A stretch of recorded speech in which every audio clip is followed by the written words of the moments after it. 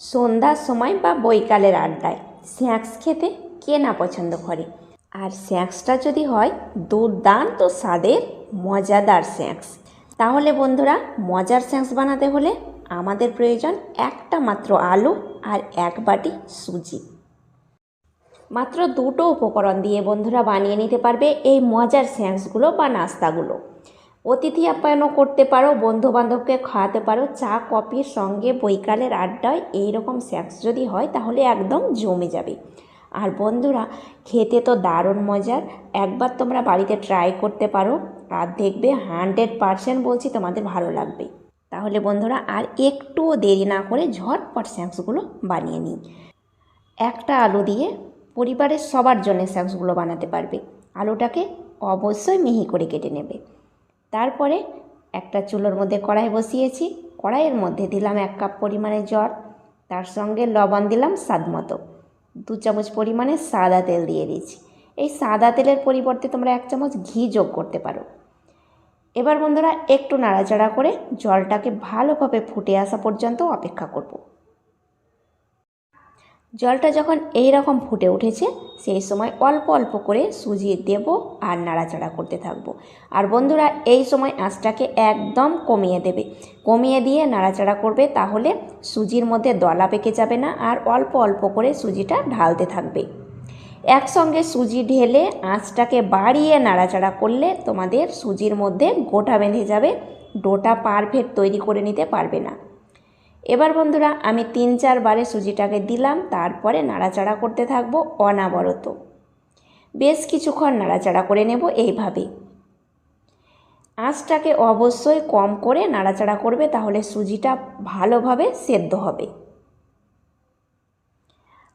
আমি ভালোভাবে কিছুক্ষণ নাড়াচাড়া করে নিয়েছি আর দেখো একদম শুকনো ভাব হতে শুরু করেছে আর প্যান থেকে ডোটা ছেড়ে ছেড়ে আসছে। এবার বন্ধুরা ডোটাকে আমি খুন্তি দিয়ে তুলে একটা থালার মধ্যে উঠিয়ে নিচ্ছি। আর এই ডোটা একটু ঠান্ডা হওয়ার পরে আর একটু শক্ত হয়ে যাবে, তাই এটাকে ঠান্ডা হতে দেব 5 মিনিট। এরই মাঝে আমি পুর বানিয়ে নিচ্ছি। পুর বানানোর জন্যে একটা প্যান বসিয়ে দিলাম 3-4 চামচ সরষের তেল। তেলটা একটু গরম করে নেব ভালোভাবে। তারপরে তেলের মধ্যে দিয়ে দিচ্ছি 1 চামচ পরিমাণে গোটা জিরে। এই পুরের মধ্যে একটু গোটা জিরে দিলে ফ্লেভারটা খুব ভালো আসে। জিরেটাকে একটু নাড়াচাড়া করে নিলাম, তারপরে একে একে উপকরণগুলো দিচ্ছি। প্রথমে দিচ্ছি পেঁয়াজ কুচি আর লঙ্কা কুচি। পেঁয়াজটাকে একটু নাড়াচাড়া করে ভেজে নিচ্ছি। আর বন্ধুরা এই রেসিপিটা অবশ্যই তোমরা একদিন হলেও বাড়িতে বানিয়ে খাবে, বাচ্চা থেকে বড় সবাই পছন্দ করবে, এতটাই মজার হয়। পেঁয়াজটাকে একটু ভেজে নেওয়ার পরে দিলাম 1 টুকরো পরিমাণ আদা কুচি আর কিছু পরিমাণে গাজর কুচি, কিছু পরিমাণে টমেটো কুচি।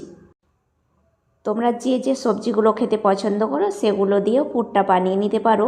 পাতাকপি বলো, ক্যাপসিকাম বলো, হাতের কাছে ক্যাপসিকাম থাকলে তোমরা অবশ্যই একটু অ্যাড করে দিতে পারো। আমি হাতের কাছে ক্যাপসিকাম নেই তাই দিলাম না। এবার আমি দিয়ে দিলাম গ্রেট করা আলু। আলুটাকে গ্রেট করে নেওয়ার পরে অবশ্যই 2-4 বার জল দিয়ে পরিষ্কার করে ধুয়ে নেবে। স্বাদ মতো লবণ দিয়ে দিলাম যেন সবজিগুলো তাড়াতাড়ি সেদ্ধ হয়। এবার বেশ কিছুক্ষণ সময় নিয়ে আঁচটাকে কমিয়ে নাড়াচাড়া করে নেব। কিছুক্ষণ নাড়াচাড়া করে নেওয়ার পরে এবার পরপর মশলাগুলো দিচ্ছি। 1/2 চামচ হলুদ গুঁড়ো, 1 চামচ জিরে গুঁড়ো আর 1/2 চামচ লঙ্কা গুঁড়ো। ঝালটা এবার তোমরা কম বেশি করে নেবে, যে যেমন ঝাল খেতে পছন্দ করো। আর দিলাম 1 চামচ পরিমাণে চাট মশলা। চাট মশলাটা দিলে এই পুরের ফ্লেভারটা বা স্বাদটা খুব ভালো লাগে। ভালোভাবে সমস্ত মশলাকে মিশিয়ে নিচ্ছি। ভালোভাবে নাড়াচাড়া করে অপেক্ষা করব সেদ্ধ হওয়া পর্যন্ত। কিছুক্ষণ জাল করে নেওয়ার পরে সমস্ত সবজিগুলো সেদ্ধ হয়ে গেছে। এবার আমি দিয়ে দিচ্ছি কিছু পরিমাণে ধনে পাতা। ধনে পাতার পরিবর্তে তোমরা কারি পাতাও অ্যাড করতে পারো বা কসুরি মেথিও অ্যাড করতে পারো। আমি বাড়ির মধ্যে যেসব উপকরণগুলো সবার বাড়িতেই থাকে বা হাতের কাছে সবসময় পাওয়া যায় সেই উপকরণ দিয়ে বানিয়ে দেখাচ্ছি আজকের পুর। এবার আমি একটা ডিম সিদ্ধ করে নিয়েছি, সেই ডিমটাকে গ্রেটারে গ্রেট করে দিচ্ছি। এই ডিমের পরিবর্তে তোমরা পনির দিয়েও বানিয়ে নিতে পারো। পনিরটাকে কিছু পরিমাণে গ্রেট করে দেবে। এবার ডিমটাকে আমি ভালোভাবে পুরের সঙ্গে মিশিয়ে নিলাম। বন্ধুরা দেখতেই পাচ্ছ কতটা সুন্দর হয়েছে পুরটা, আর সমস্ত সবজি সেদ্ধ হয়েছে। এবার আমি পুরটাকে নামিয়ে কিছুক্ষণ ভালো মতো ঠান্ডা করে নেব। এরই মাঝে ডোটা পুরোপুরিভাবে ঠান্ডা হয়ে গেছে। এবার আমি ভালোভাবে 2 মিনিট মতো মথে নিচ্ছি।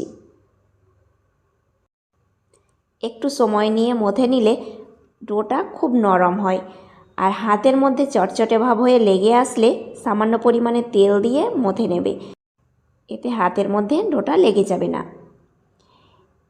এবার বন্ধুরা নাস্তাগুলো বানানোর জন্য আমি পুরটা রেডি করে নিলাম, আর হাতের মধ্যে কিছু পরিমাণে তেল লাগিয়ে স্ন্যাক্সগুলো বানিয়ে নিচ্ছি। বন্ধুরা মাঝারি সাইজ করে আমি লেচিটা কেটে নিয়েছি, আর একটু মাঝারি সাইজ করেই অবশ্যই লেচিটাকে কেটে নেবে। খুব মোটাও রাখবে না, আবার খুব ছোটও রাখবে না। এবার গোল বাটির মতো করে নিলাম, তারপর ছোট চামচের 1 চামচ পুর দিয়ে চারিপাশটাকে একটু টেনে জয়েন্টটাকে ভালোভাবে বন্ধ করে দিচ্ছি। আর বন্ধুরা একবার দেখলেই তোমরা খুব সহজে বানিয়ে নিতে পারবে। তারপর এইভাবে হাতের সাহায্যে গোল করে নেব। গোল করে নেওয়ার পরে এবার বন্ধুরা যে কাজটা করতে হবে সেটা হচ্ছে ডিজাইন। তোমরা যে ডিজাইন পছন্দ করো সেই ডিজাইনেই বানিয়ে নেবে এই স্ন্যাক্সগুলো। আমি দেখো একটা চিমটে নিয়েছি, সেটা দিয়ে এইভাবে ডিজাইনটা করে নিচ্ছি। আর এই ডিজাইনটা পছন্দ হলে তোমরা বানাবে, আর তোমরা অন্য ডিজাইন পছন্দ থাকলে বা বানাতে চাইলে অন্য ডিজাইনে বানিয়ে নিতে পারো।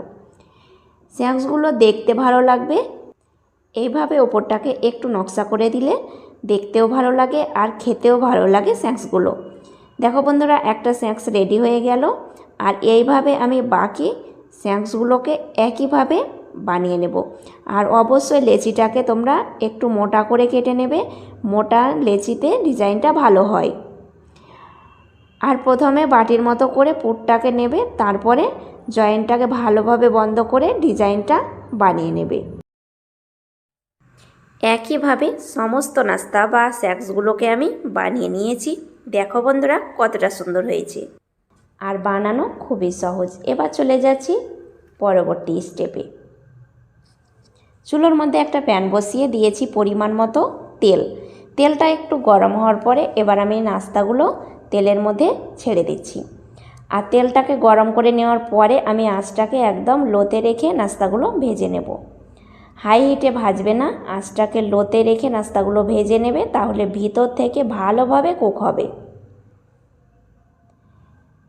এবার বন্ধুরা ছোট চামচের মধ্যে তেলটাকে আমি নাস্তার ওপরে দিয়ে দিচ্ছি, এতে নাস্তার ডিজাইনটা খুব সুন্দর হবে, ভেঙে যাবে না।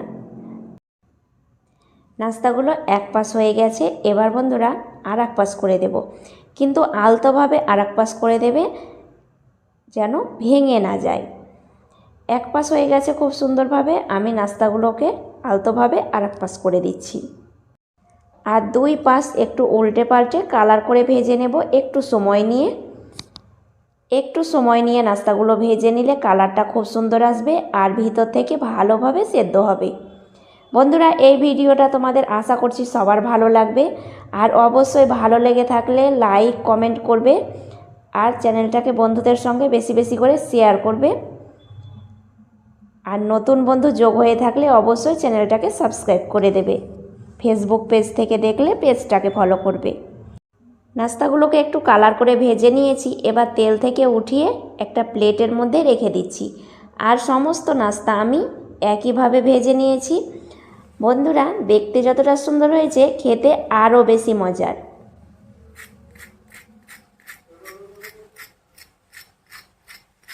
আর বন্ধুরা শব্দ শুনে বুঝতে পারছো কতটা মুচমুচে হয়েছে। ওপরটা মুচমুচে আর ভিতরটা ভীষণই মজার, একদম পুরে ভরা। তাহলে বন্ধুরা এই রেসিপিটা কেমন হয়েছে অবশ্যই আমাকে কমেন্টে লিখতে ভুলবে না।